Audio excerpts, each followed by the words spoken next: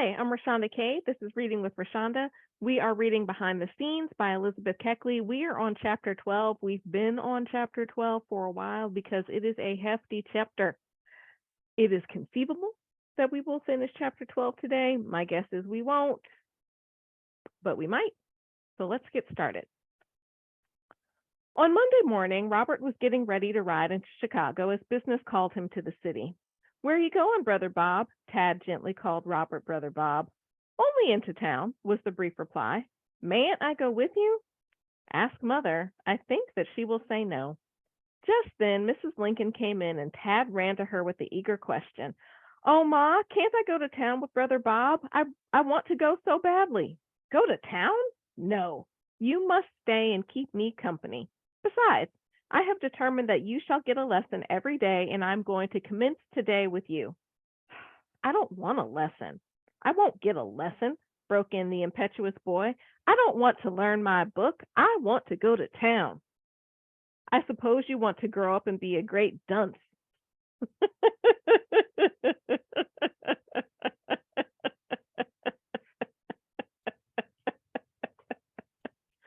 Ah, that sounds like something a mom would say, and it particularly sounds like something my mother-in-law would say. I don't know that I ever heard my mother-in-law use the word dunce, but this sounds like a sentence she would say. I suppose you want to grow up and be a great dunce, and I would have laughed and laughed and laughed. All right, let's keep reading. Hush, Tad. You shall not go to town until you have had a lesson. And the mother looked resolute. May I go after I learn my book? Was the next question. Yes, if Robert will wait for you. Oh, Bob, will you wait? Won't you, Bob? No. Of course not. He's a big brother. His answer is going to be like, no, sir, I'm not. I'm going to town without you. All right. No, I cannot wait. But the landlord is going in this afternoon, and you can go with him. You must do as Mother tells you, Tad. You are getting to be a big boy now and must start to school next fall, and you would not like to go to school without knowing how to read. Where's my book, Ma? Get my book quick. I will say my lesson. And he jumped about the room boisterously, boy-like. He just told his ma to go get his book quick. Excuse me? I don't know who you thought you were, but I'm not the one, nor am I the two. Be quiet, Tad. Here is your book, and we will now begin the first lesson, said his mother, as she seated herself in an easy chair. Tad had always been much humored by his parents, especially by his father. He suffered from a slight impediment in his speech and had never been made to go to school. Consequently, his book knowledge was very limited. I knew that his education had been neglected, but had no idea he was so deficient as the first lesson at Hyde Park proved him to be. Oh. Let's see. Drawing a low chair to his mother's side, he opened his book and began to slowly spell the first word, A-P-E.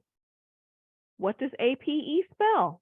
Monkey, was the instant rejoinder. The word was illustrated by a small woodcut of an ape, which looked to Tad's eyes very much like a monkey, and his pronunciation was guided by the picture and not by the sounds of the different letters. Did y'all watch VeggieTales? There was a VeggieTales that I can't remember their name. Is it Bob the tomato? Is it a tomato and a cucumber? The two main guys. And there was a whole song about if it has a tail, it's a monkey. If it doesn't have a tail, it's an ape, which is how you can tell monkeys from apes. Monkeys have tails, apes do not have tails, but they were like throwing up pictures of cows. It's a monkey. It has a tail. Anyway, that's what I was thinking about. All right, monkey was the instant rejoinder. The word was illustrated by a small woodcut of an ape, which looked to Tad's eyes very much like a monkey, and his pronunciation was guided by the picture and not by the sounds of the different letters. Nonsense, exclaimed his mother. A-P-E does not spell monkey. Does spell monkey. Isn't that a monkey? And Tad pointed triumphantly to the picture. No, it is not a monkey. Not a monkey? What is it then? An ape. An ape? Tain't an ape. Don't I know a monkey when I see it? No, if you say that is a monkey. I do know a monkey. I've seen lots of them in the streets with the organs. I know a monkey better than you do because I always go out into the street and see them when they come by, and you don't. You better check that attitude, little boy. But Tad, listen to me. An ape is a species of the monkey. It looks like a monkey, but it is not a monkey. It shouldn't look like a monkey then. Here, Yib. He always called me Yib. Really? He calls Mrs. Keckley Yib? I'm not surprised he doesn't call her Mrs. Keckley. I also wouldn't be surprised if it was Aunt Elizabeth, Aunt Lisbeth, Aunt Liz, Auntie Lizzie. It, but there's no honorific in front of it. It's just Yib. Like, I take it he was a little boy. He might not have been able to pronounce Elizabeth. He could have learned by this point in his life, but just Yib, no honorific at all. For this person who just started off as Mrs. Lincoln seamstress. She's not her slave. What? What? All right. It shouldn't look like a monkey then. Here, Yib. He always called me Yib. Isn't this a monkey? And don't APE spell monkey? Ma don't know anything about it. And he thrust his book into my face with an earnest, excited manner. I could no longer restrain myself and burst out laughing. Tad looked very much offended, and I hastened to say, I beg your pardon, Master Tad. I hope that you will excuse my want of politeness. Really, because Master Tad has had a want of politeness this entire time. He's sassing off to his mom, telling her to go grab his book quick, shoving a book in Mrs. Keckley's face. He has an extreme want of politeness. And here our friend Mrs. Keckley is apologizing to him. The times, y'all, the times. He bowed his head in a patronizing way and returned to the original question. Isn't this a monkey? Don't APE spell monkey? No, Tad, your mother is right. APE spells ape. You don't know as much as Ma. Both of you don't know anything. And Master Tad's eyes flashed with indignation. Robert entered the room, and the question was referred to him. After many explanations, he succeeded in convincing Tad that APE does not spell monkey, and the balance of the lesson was got over with less difficulty. Whenever I think of this incident, I am tempted to laugh, and then it occurs to me that had Tad been a Negro boy, not the son of a president and so difficult to instruct, he would have been called thick-skulled and would have been held up as an example of the inferiority of the race. Woo! Let's read that again. Whenever I think of this incident, I am tempted to laugh. And then it occurs to me that had Tad been a Negro boy, not the son of a president, and so difficult to instruct, he would have been called thick-skulled and would have been held up as an example of the inferiority of the race.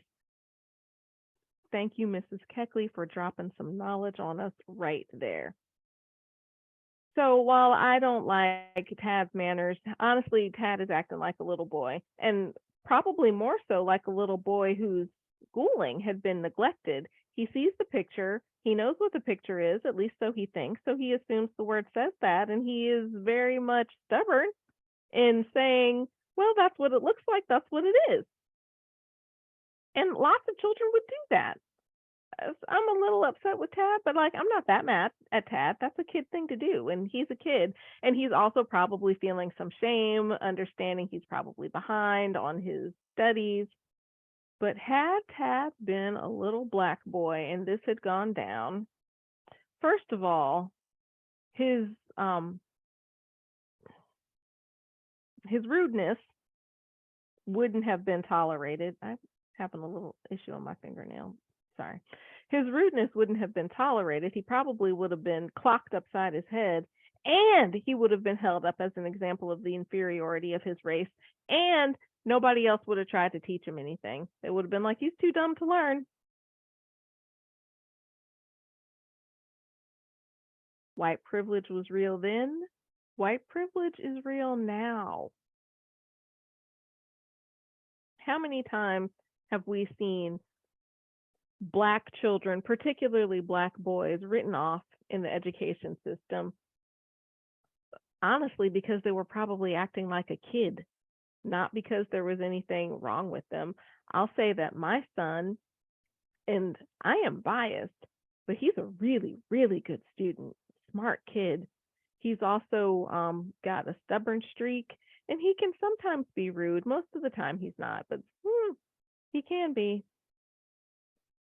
I remember there were times when he was in elementary school and he was doing the same things the other little white boys were doing, and to a lesser extent, and got in trouble, whereas they didn't. There was one time a little boy kept touching him and just touching him and touching him. And my son kept asking the boy to stop touching him, and the boy didn't stop touching him. And eventually my son pushed him. I'm not condoning that, but wow, I get it. If you keep touching me and I keep asking you to stop touching me, I'm at some point going to make you stop touching me. And I'm grown. He was like 8 or something when that happened. And my son was the one who got in trouble. I'm not so upset that he got in trouble for pushing somebody because he shouldn't have pushed the person, but the person who was touching him over and over and over, with my son asking him to stop, didn't get in any trouble at all. This boy is usurping my son's boundaries in all kinds of ways, and my son was the one who got in trouble. Maybe there were other issues at play, but what I can tell you is the little boy was white and my son is Black. And there certainly have been people who tried to write off my son as, oh, well, he can't learn. He's just a little Black boy. I had something to say about that, and we did some things about it. But it happens. It happened then. It happens now. Gracious. We're not going to finish this chapter, y'all. I'm trying. All right. On to the next page. I know many full Negro boys able to read and write who are not older than Tad Lincoln was when he persisted that APE spelt monkey. Got a pause here. She knows many full Negro boys. So I don't know if you've hung out with me in several of my readings, but the idea of mixed race people, I mean, is obviously true and happens, but there was the idea that if somebody was full Negro, that they weren't as smart and as good as whatever as somebody who had some white parentage in them, because the white parentage was going to uplift them and raise them and make them better. And then we get into all kinds of foolishness of what percentage white and Black are people. Well, I'm not going to go down that whole road today, but interesting that she knows many full Negro boys. So what she's saying is these full Negro boys who everybody would write off. Like if I said a mulatto boy, which is one parent is white, one parent's Black. If I said a quadroon boy, one parent's mulatto, one parent's white. If I said an octoroon boy, one parent's a quadroon, one parent's white, could read better than Tad, they'd be like, oh, well, it's because they had white people in them. But she's like, no, I know full Negro boys, ain't got no white in them nowhere, better readers than our friend Tad here. So she's just saying race isn't something that can hold you down. And she's comparing what is kind of like the pinnacle of whiteness, right? You're the white son of a president with a full Negro. I think that's very nice. All right. I know many full Negro boys able to read and write who are not older than Tad Lincoln was when he persisted that APE spelt monkey. Do not imagine that I desire to reflect upon the intellect of little Tad. Not at all. He is a bright boy, a son that will do honor to the genius and greatness of his father. I only mean to say that some incidents are about as damaging to one side of the question as to the other. If a colored boy appears dull, so does a white boy sometimes.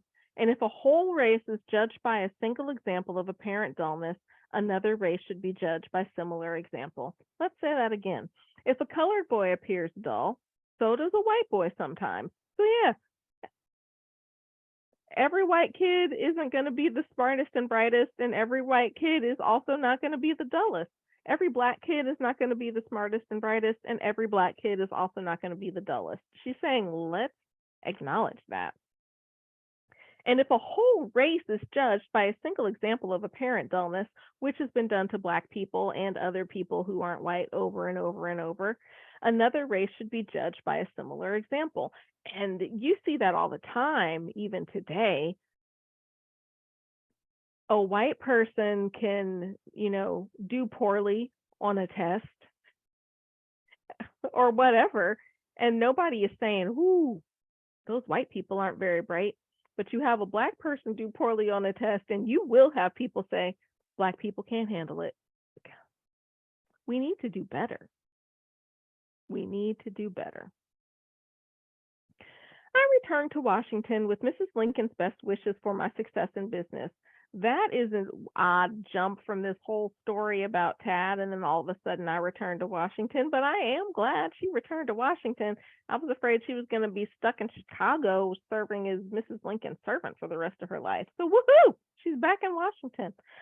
I returned to Washington with Mrs. Lincoln's best wishes for my success in business. The journey was devoid of incident, as all good journeys are. After resting a few days, I called at the White House and transacted some business for Mrs. Lincoln. I had no desire to enter the house, for everything about it bitterly reminded me of the past.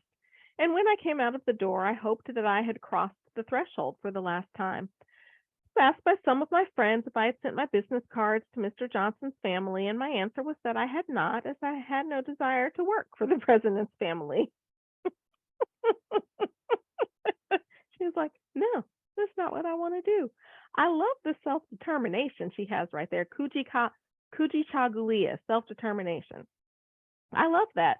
People would be like, oh, you should work for the new president. She's like, I want no parts of this new president. I love that.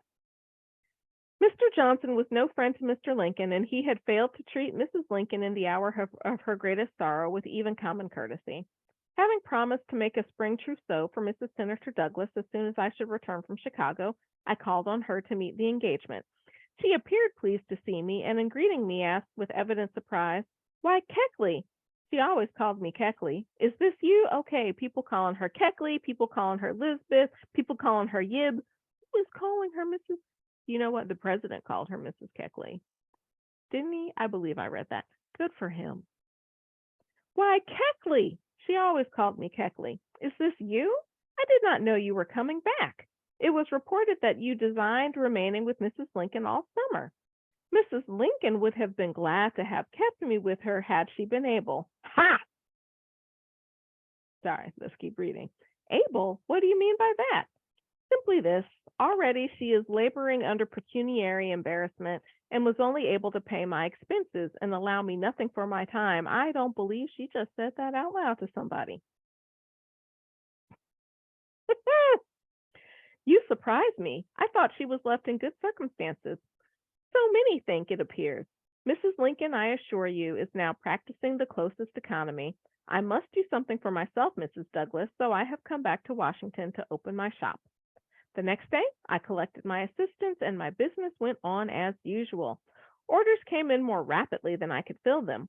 One day, in the middle of the month of June, the girl who was attending the door came into the cutting room where I was hard at work. Mrs. Keckley, there is a lady below who wants to see you. Who is she? I don't know. I did not learn her name. Is her face familiar? Does she look like a regular customer? No, she is a stranger. I don't think she was ever here before. She came in an open carriage with a black woman for an attendant. It may be the wife of one of Johnson's new secretaries. Go down, Mrs. Keckley, exclaimed my work girls in a chorus. I went below, and on entering the parlor, a plainly dressed lady rose to her feet and asked, is this the dressmaker? Yes, I am the dressmaker. Mrs. Keckley? Yes. Mrs. Lincoln's former dressmaker, were you not? Yes, I worked for Mrs. Lincoln. Are you very busy now? Very indeed. Can you do anything for me? That depends on what is to be done and when it is to be done. Well, say one dress now and several others a few weeks later. I can make one dress for you now, but no more. I cannot finish the one for you in less than 3 weeks. That will answer. I am Mrs. Patterson, the daughter of President Johnson. I expect my sister, Mrs. Stover, here in 3 weeks, and the dress is for her. We are both the same size, and you can fit the dress to me. The terms were satisfactorily arranged, and after measuring Mrs. Patterson, she bade me good morning, entered her carriage, and drove away. When I went upstairs into the workroom, the girls were anxious to learn who my visitor was. It was Mrs. Patterson, the daughter of President Johnson, I answered in response to several questions. What? The daughter of our good Moses? The daughter of our good Moses? Why is Johnson good Moses?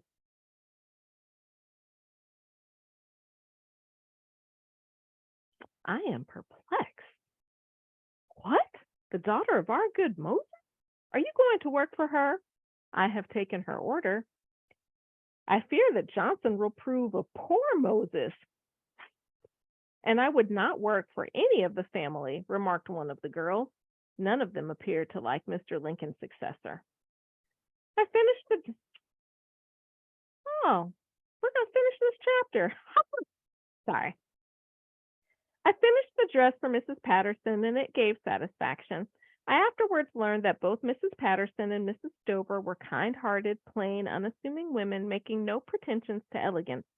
One day when I called at the White House in relation to some work that I was doing for them, I found Mrs. Patterson busily at work with a sewing machine. The sight was a novel one to me in the White House, for as long as I remained with Mrs. Lincoln, I do not recollect ever having seen her with a needle in her hand.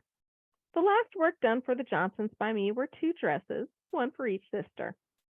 Mrs. Patterson subsequently wrote me a note requesting me to cut and fit a dress for her, to which I replied that I never cut and fitted work to be made up outside of my workroom.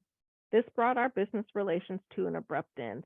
So, what Mrs. Patterson was asking, can you measure out and fit and cut the fabric for me, but I'll sew the pieces together myself? And Mrs. Keckley was like, no, ma'am, not what I do. I sew stuff in my own workroom. And so that brought their business relations to an abrupt end. The months passed and my business prospered. I continually received letters from Mrs. Lincoln, and as the anniversary of her husband's death approached, she wrote a sadder strain. Before I left Chicago, she had exacted the promise that should Congress make an appropriation for her benefit, I must join her in the West and go with her to visit the tomb of the president for the first time. The appropriation was made one of the conditions of my visit, for without relief from Congress, she would be unable to bear my expenses. The appropriation was not made, and so I was unable to join Mrs. Lincoln at the appointed time. So Mrs. Lincoln had said, if Congress gives me money, you must come back for the first anniversary and visit the tomb with me. And Mrs. Keckley was like, all right. But Congress did not make the appropriation, so Mrs. Keckley was like, no, ma'am, I can't afford to go join you on my own dime.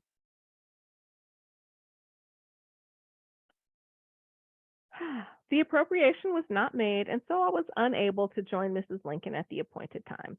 She wrote me that her plan was to leave Chicago in the morning with Tad, reach Springfield at night, stop at one of the hotels, drive out to Oak Ridge the next day, and take the train for Chicago the same evening, thus avoiding a meeting with any of her old friends. This plan, as she afterwards wrote me, was carried out. When the second anniversary appeared, President Johnson and party were swinging round the circle, and as they were to visit Chicago, she was especially anxious to be away from the city when they should arrive. Accordingly, she hurried off to Springfield and spent the time in weeping over the tomb where reposed the hallowed ashes of her husband. That was a super long sentence. It started at when the second anniversary and didn't stop until the hallowed ashes of her husband. It's got, it's just got one semicolon in it. It felt like it went on forever, though. All right, we're at the last paragraph of chapter 12. Look at us, finishing chapter 12. During all this time, I was asked many questions about Mrs. Lincoln, some prompted by friendship, but a greater number by curiosity. But my brief answers, I fear, were not always accepted as the most satisfactory. Whew. And thus ends chapter 12 of Behind the Scenes by Elizabeth Keckley. I am Rashonda Cade, and this is Reading with Rashonda. Until next time.